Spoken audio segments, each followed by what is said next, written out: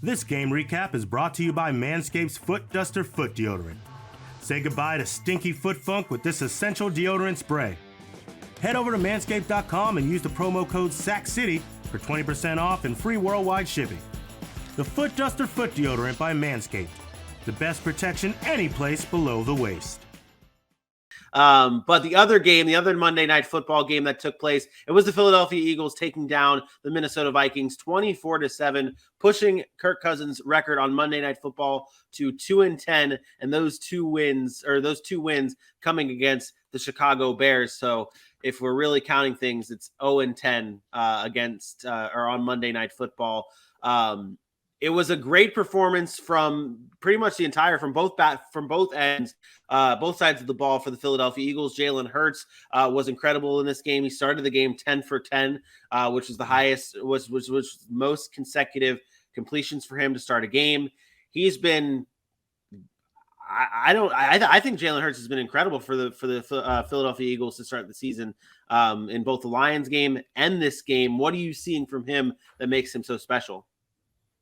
Well, I thought this game he played really well. I told you I wasn't overly impressed with him against Detroit because of the inaccuracy. He was accurate with the football in this one. He was decisive, and you saw the playmaking ability. I never doubt these things right here. I never doubt him out in the open with his legs, his ability to make plays, even his arm strength. And that's not what I doubt. I doubt his inability to put the ball into tight windows when defenses are actually better. And this game was so hard for me to watch because I didn't really know what to attribute this to. I didn't know if this was a Kirk Cousins Monday Night Football debacle, Minnesota showing their true identity on defense like I was worried about, and vice versa. On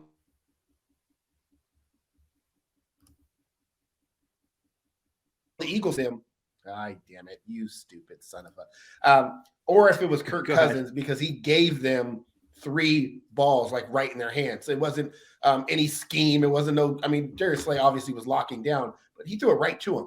So I had a hard time kind of gauging this game, but Philadelphia dominated from start to finish. And if it wasn't for a blocked field goal, a tipped interception from Jalen Hurts, this game's probably even worse. And Minnesota had chances to get back in it. Like Philly kept giving them chances at 24-7 to score a touchdown in their red zone and get back in the game. And Kirk Cousins kept turning the ball over.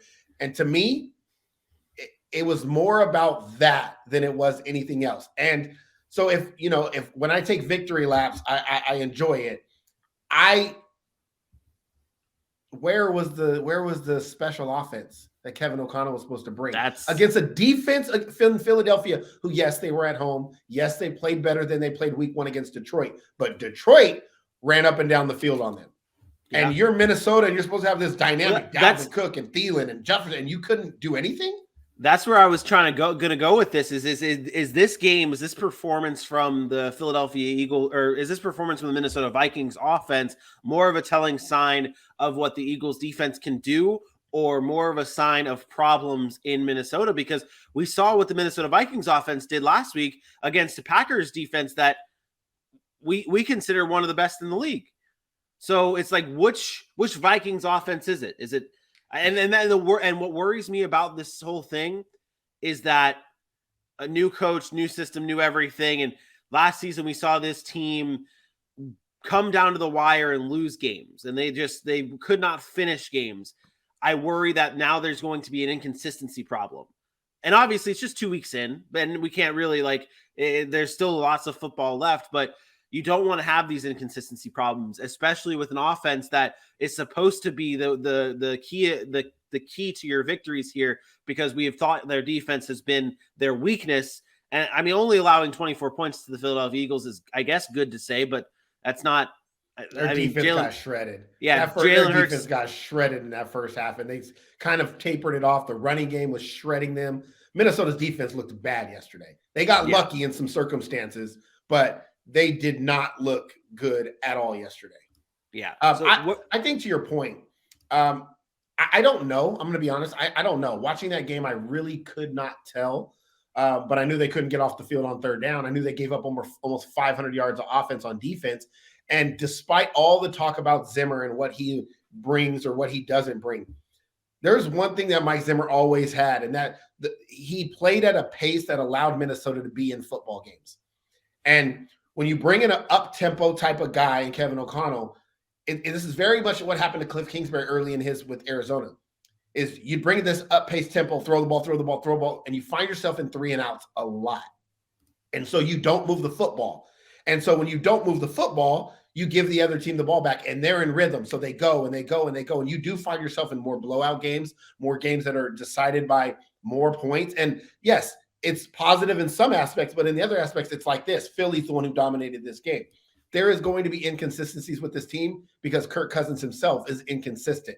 So it's hard, but I just want to go back to what we were saying before, at least what I was saying before, is you can't just bring in a new coach who's, we're going to spread the ball around, we're going to throw it all over the field and think it's just going to come together. Like Kirk Cousins has to still throw the football. Look at the throws. These are all to the defender. These are all bad throws, bad decisions, should not be thrown. And Kirk Cousins is used to this. Like, this is what Kirk Cousins does. He's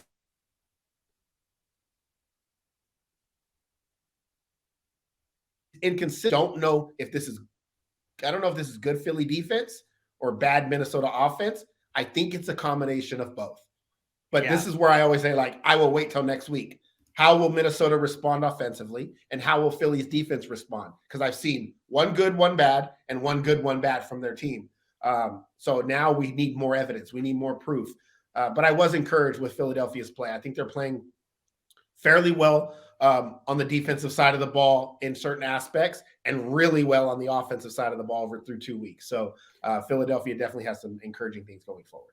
Yeah, and I almost gave the player of the game award to Darius Slay, but I didn't. I ended up giving it to someone else, but I wanted to bring up what Darius Slay did last night when he was matched up against Justin Jefferson. And I know that we talked about the throws from Kirk Cousins were not that great, and some of these plays were very easy to stop.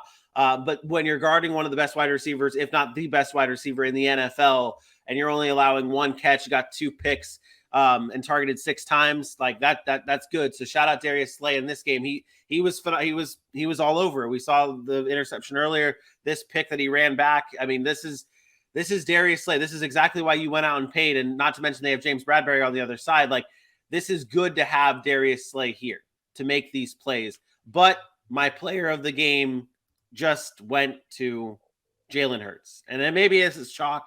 Maybe this is easy, but I continue to be impressed with Jalen Hurts. I know you said he had the accuracy issues in week 1. It looks like he fixed it, or is on the right track to fixing it here in week 2 against the Minnesota Vikings. 26 of 31. He had 11 carries, 390 yards, and 3 total touchdowns for Jalen Hurts. It was a great game for him and a great game for the Philadelphia Eagles as they defeat the Minnesota Vikings.